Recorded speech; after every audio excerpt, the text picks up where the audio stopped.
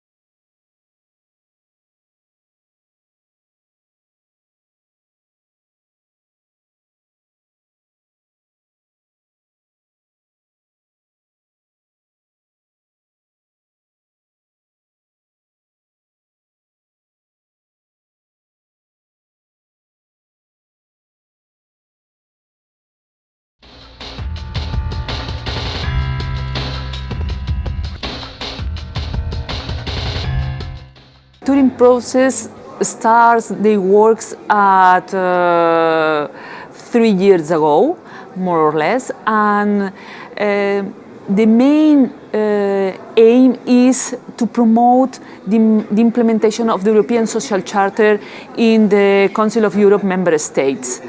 Why? Because there are some countries were not ratified European Social Charter, the revised European Social Charter, and there are a lot of countries with some reserves in some articles of the revised European Social Charter. And we have to improve our relationship with the European Social Charter because it's the main tool in order to promote the social rights in Europe. And we have to put in our agenda this issue because sometimes the social rights in this economical crisis decrease the rights in our society, and we have to be awareness in this issue. We can find the respect of the right of the health for all citizens. We can find the labor rights for all citizens. Well, we have to find different rights that we should respect and we should promote in our societies. And the European Social Charter is a good tool in order to find this.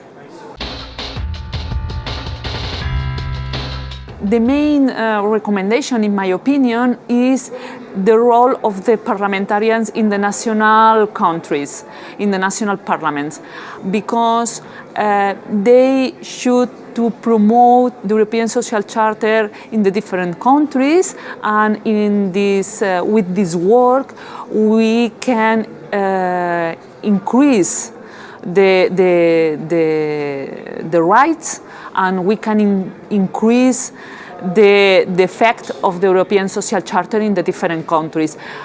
we should to improve the role of the parliamentarians. The parliamentarians need to be more involved in these issues and use the European Social Charter as a tool and promotes to the different governments the implementation.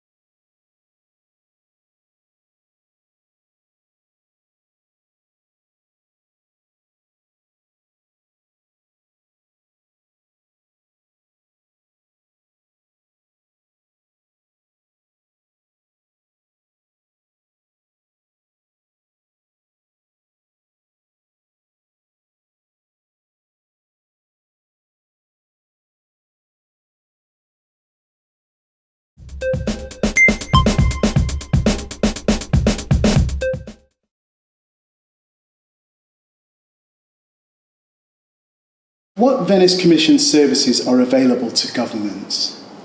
Basically, we give a democratic rubber stamp on the constitutions or other fundamental laws, of course, if they are worth it.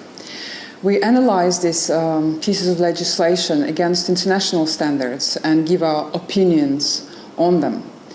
We also give legal solutions to political problems, let's say. What are the key factors which explain why governments use the services provided by the Venice Commission? I would say that the fact that the Venice Commission is impartial and non-political. It's an impartial and non-political institution. We base our opinions on internationally recognized legal instruments. We are objective in our conclusions and recommendations.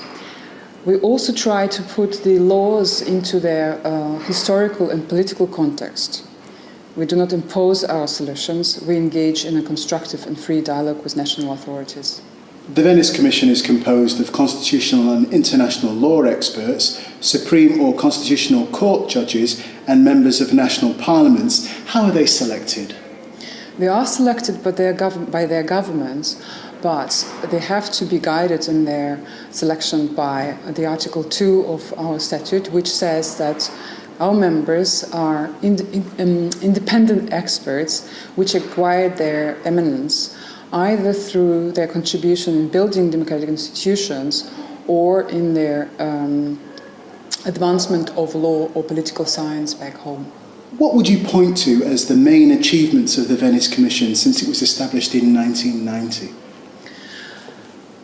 One could say that we have acquired a status of an indispensable partner in building democracy through law in Europe.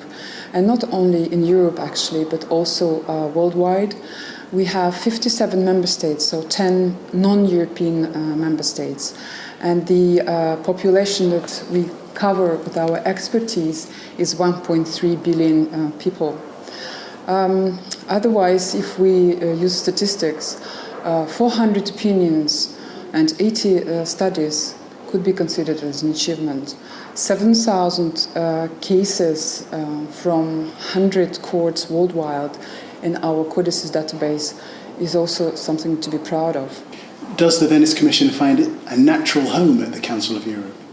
Absolutely, because the standards that we use in our opinions are basically the Council of Europe hard law, the European Convention on Human Rights, but also soft law.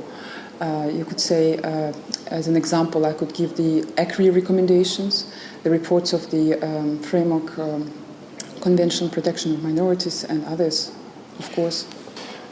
Looking forward, how do you see the Venice Commission developing over the next decade? Mm-hmm. First of all, of course, consolidating our action in Europe. Democracy is not something which is, let's say, completely figé, as they say. It's a concept which moves